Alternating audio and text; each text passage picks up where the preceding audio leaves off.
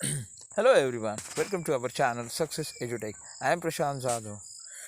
Today we are discussing our next point, international resources. और पहले lecture में हमने दो रिसोर्सेस देखे, renewable resources sorry renewable resources और नॉन रेन्यूएबल रिसोर्सेस, और उसके बाद on the basis of ownership जो उसका प्रकार है उसमें हमने इंडिविजुअल रिसोर्सेस और उसके बाद कम्युनिटी ओन्ड रिसोर्सेस, ये दो प्रकार देखे। और अब हम देखेंगे तीसरा प्रकार है जो कि नेशनल इंटरनेशनल रिसोर्सेस कौन से हैं, वो हम यहाँ पर देखेंगे। There are international institutions which regulate some resources, the oceanic resources beyond 200 nautical miles of the exclusive economic zone belonging to open ocean, and no individual country can utilize these without the concerns of international institution। तो international institution है जो कि regulate करते हैं सभी resource को। कौन से रिसोर्सेस है वो इंटरनेशनल तौर पर, जैसे कि समुद्र का जो इकोनॉमिक समुद्र का जो बड़ा सा यानी क्षेत्र है उसको वो नियंत्रित करते हैं, और एक एक्सक्लूसिव इकोनॉमिक जोन को अंडर करते हैं।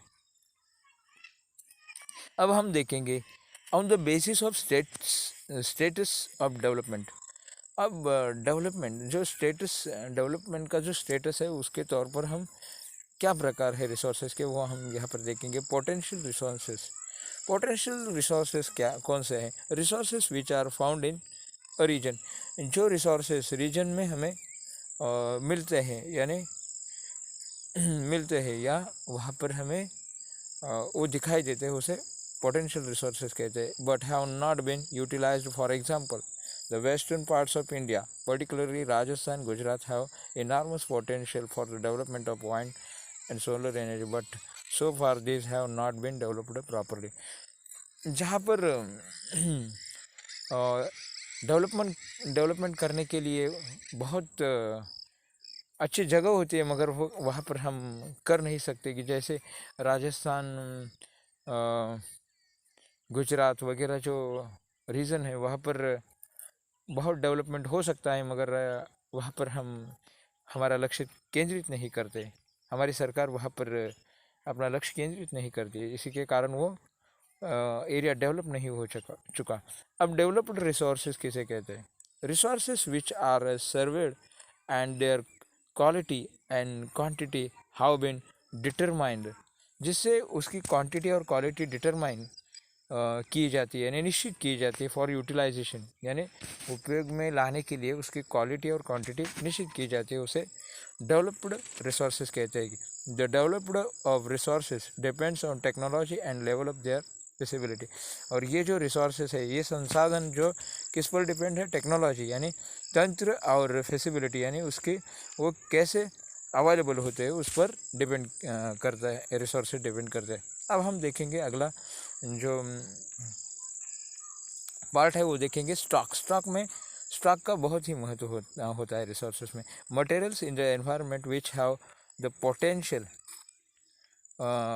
to satisfy human needs, but human beings not have the appropriate technology to access this। सब कुछ एनवायरनमेंट में मिलता है, मगर वो टेक्नोलॉजी ह्यूमन बींग्स के पास होकर भी वो एक्सेस नहीं करते हैं। क्या कारण है उसके पीछे, हम यहाँ पर देखेंगे।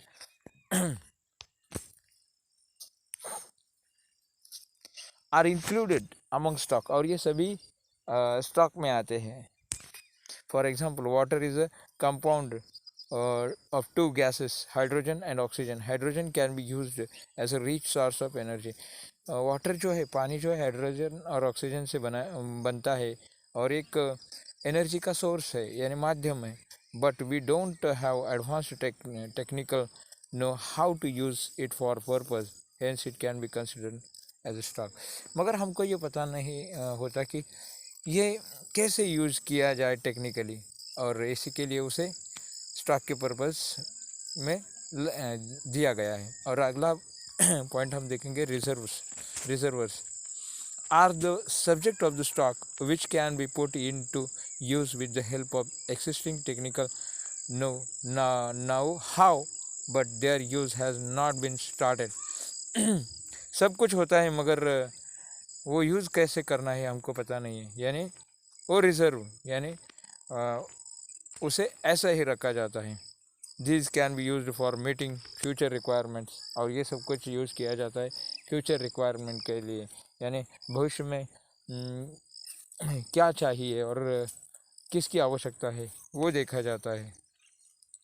River water can be used for generating hydroelectronic power, but presently it is being utilized only in limited extent. Thus the water, the dams, forests, etc. reserve which can be used in the future. तो reserves जो कि future को ध्यान में रखते हुए plan किया जाता है रिजर्व्स. तो हमने यहाँ पर देखा कि रिसोर्सेस में कैसे हर एक बात को मेंटेन किया जाता है, और आगे बहुत हमें देखना है. तो अगला भाग जो होगा वो होगा डेवलपमेंट ऑफ रिसोर्सेस. तो मैं प्रशांत जादव अपना यह लेक्चर यहाँ पर ख़त्म करता हूँ.